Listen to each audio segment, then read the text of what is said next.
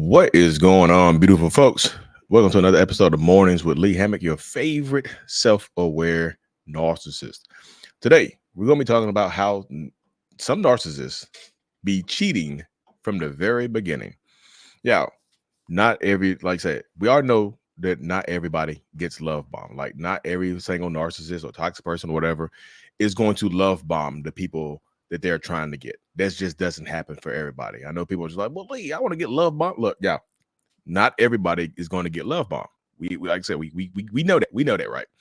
Um, but what happens to a lot of people in these situations is that, like, because you get into your head that every single narcissist is going to love bomb you or try to manipulate you, you don't think that they're going to be cheating from the very beginning. I've talked to so many people over the last few years, right? And y'all can do the coaching stuff is right here, mentalhealness.net. So many people over the last few years that have experienced this crazy manipulative force of narcissistic abuse, right? Where they're getting love bombed and then they turn around and find out that they've been getting cheated on from the beginning. Like, they've been getting cheated on from the very beginning of the relationship, like from day one, that they might have been getting cheated with. Like, they might be cheating with you, but they might be cheating on you as well. Like, you might be the person that they're cheating with, or you might be the person that's getting cheated on from the very beginning. Like, but y'all make it official, like they be love bombing you and whatnot, and they're out here love bombing multiple people. So if they're out here love bombing multiple people and trying to make these false commitments to multiple people, you can see how it's possible for them to be cheating possibly from the very beginning of the relationship dynamic, from day one, from the rip. They have, like, and that kind of shows you that love bombing from a narcissist can be manipulative from the very beginning. It shows you that love bombing doesn't always equate to being in love. Look, I know people. I talked to so many of them that they found out that they were getting lied to and cheated on in the beginning, but they were getting love bombed and they thought this person was for them, so they didn't leave. You know, the relationship continued even after they discovered the cheating, even after they discovered the manipulation, even after they discovered this type of stuff. The relationship continued because they felt like, well, maybe they can change. Maybe because they made a good case that maybe they didn't know we were going to be this serious, and they didn't know how they really felt. So maybe they made a good case this time, and this is what's going on. Maybe they really do care about me. Maybe they can change, and the relationship ends up going on and lasting way longer than what it actually should. There's so many people to get tied up and caught in these situations that shouldn't be in them, because the relationship lasts way longer than what it actually should. And that sucks. Like I said, and that sucks for a lot of people, because, like, if you see this from the very beginning, if they lie, and this is what I tell people. I know it's itching. This is what I tell people. When they are lying to you from the beginning, they will keep lying to you. If they're cheating on you in the beginning, they will keep cheating on you. It's like, that's why I say love bombing is not real love. Can a narcissist feel like they are in love with you during the love bombing phase? Yeah, they can. But narcissists are masters at compartmentalizing things. So they can feel like that they might can treat you and look at you like they love you, but in all actuality, they are manipulating you from the very beginning. They can be treating you, giving you every single thing that they want, right? Give every single thing that you want, getting what they want, but giving you what you want.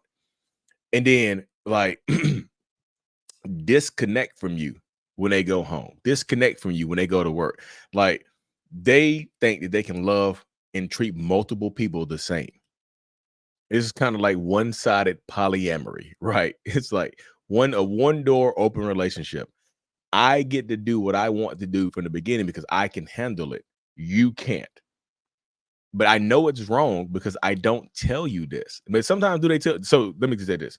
Sometimes do they tell you up front that they are married or in a relationship with somebody else? Yes. Yes, they do. I've heard this happen before. Sometimes they will tell you exactly what they have going on. They will tell you exactly who they are with and how they are handling things. They will tell you exactly all of this stuff. But they'll tell you that they're unhappy in their current relationship. And they'll look at you and say, I know I've been married 7 times. I know I have 14 kids, but I never ever felt this way about anybody else. Like, you make me feel different. Yes, 7 by 4. Yes, 14 by 7. Yes, 14 by 7. but I never felt this way about you ever. I never even felt this way about anybody else. They'll lie to you. They'll tell you that they're unhappy in their seventh marriage, you know, and do some people still be with that person? Yes. Some people will blow past that red flag as well. Sometimes there's not enough red flags to make somebody stop when you want somebody. When maybe this person fits your physical, what you're looking for, the physical or financial part. Like they fit that for you. So you're like, well, I'm willing to overlook all of this other stuff, all of the other horrible stuff that I do that would normally be deal breakers for me. I'm willing to overlook that for the type of stuff right here. That's the mindset and mentality that narcissistic people have. You know, that's how it goes. That's that's the crux of it all right there. So that's why I'm just always trying to tell people, just like, if you're dealing with a narcissist, you're dealing with a toxic person, you're dealing with a manipulative person, this is it. Like, they could absolutely be being deceptive to you from the very beginning. Just because you're getting love bombed does not mean you're getting loved from. Just because you're getting love bombed does not mean you're getting love from this person, like real authentic love. They might be giving you gifts, sleeping with you, clapping the cheeks, whatever it is. They might be doing all this other stuff for you, but like the emotional connection is really not there. The physical is there. The emotional part is not there. And so many people fall in love with the physical and not with the emotional. The emotional be lacking. It feels like because the physical might be so good in the beginning, the gifts, the trips, or whatever it is that they're giving you, the love bombing might be so intense in the beginning that you think that there is a deep emotional connection, but it's really based on the physicality of it all. And that's one way that you can tell when the devaluation phase starts, because they'll stop love bombing and start doing more. They stop love bombing and start devaluating you. They'll start taking away the physical stuff. They'll start doing way less physical things for you. No more. The physical affection goes way down or becomes completely absent within your relationship space. That's one telltale sign that you might be dealing with a manipulative person that is not out there to try to make you happy, that is out there to try to serve themselves. That's the mindset. That's the mentality that happens right there with so many people. So that's what I'm trying to wake so many people up to, is the fact that, like, yes, they could absolutely be cheating on you from the beginning. And just because and so many people, there's a lot of people that I've talked to for the last few years that have found out they were getting cheated on, or that the narcissist was cheating with.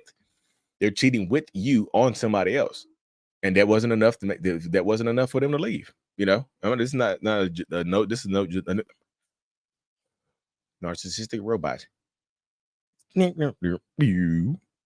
Rebooting. Powered up. This is a no judgment zone. So I'm not trying to judge people, but sometimes this does happen in the beginning, where they will lay out exactly who they are and what you're getting yourself into.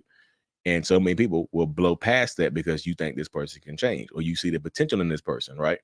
So they're doing the love bombing phase. Even if you find out they're lying to you, even if you find out they're cheating on you, so many people get into their heads. They're like, well, even if this does happen, they might can change. Even if they were cheating, but like they did cry, and they did seem like they were sad. So maybe I can forgive them. Maybe I can overlook this situation because they do look sad. They are crying. They do look sorry, and then you give in, and then once you give in, it starts to just kind of rattle you. Once you give in, it starts to kind of they start to show you their true colors, because they keep doing the same things over and over again. Why didn't you tell me you were married? Well, we went on trips, you did all this other stuff. Why didn't you tell me you were married? And they're like, well, I didn't tell you I was married because I know you wouldn't like me anymore. I knew if I told you that I was married and I was married 6 times and I had 14 kids, that you wouldn't like me. And I knew I was trying to get as much time with you as I possibly could. And if lying is what it takes to get you here, so I can spend one more time with you, then I'm gonna keep lying to you. If lying is what it takes, and I'm gonna keep lying to you. I just am. I can't stop it. I will lie to you to the end of this earth if it means to show you that I love you. What? Does that work sometimes? Yes, it does. I'm just telling you. I talked to so many people who that has worked on, who that has worked with. So it does fall onto you to determine what quality of life do you want, right? Because the narcissist, their quality of life is going to be determined by their quality of supply that they can get and keep around. If they can lie to you and keep you around for years telling you that I'm just unhappy in my marriage and I'm going to leave soon, and then they never leave and you stay there with them for a decade, why would they change their behaviors? Yes, I've heard people staying around waiting for a decade for a divorce to happen or a separation or anything like that. I've heard this story countless times, y'all. There's been a few times I've heard this story. Y'all won't believe that I've talked to so many people over the last few years. I talked to so many people over the last few years doing my one-on-one coaching. You can find everything at mentalhealers.net or in my support group as well. You can join my support group. It's called the Mental Healers. Check that out and whatnot. But that's the space that goes on right there, y'all. Anyways, make sure y'all subscribe to the channel if you haven't already. Helps reach more people. Hope y'all enjoy these morning episodes. Give me some morning tips and whatnot. Be safe, take care of yourselves. And as always, y'all, Mental Healness is out. Thank you so much for making it to the end of my video. I am extremely grateful for you. Have no idea. If you haven't already, make sure you go ahead and subscribe to the channel. Helps reach more people. And click on the screen to watch another video or to browse through another playlist. There's also a link on the screen to check out my courses and my support groups to help you heal and understand what you've been through. Thank you so much again. I will see you in the next video. Peace.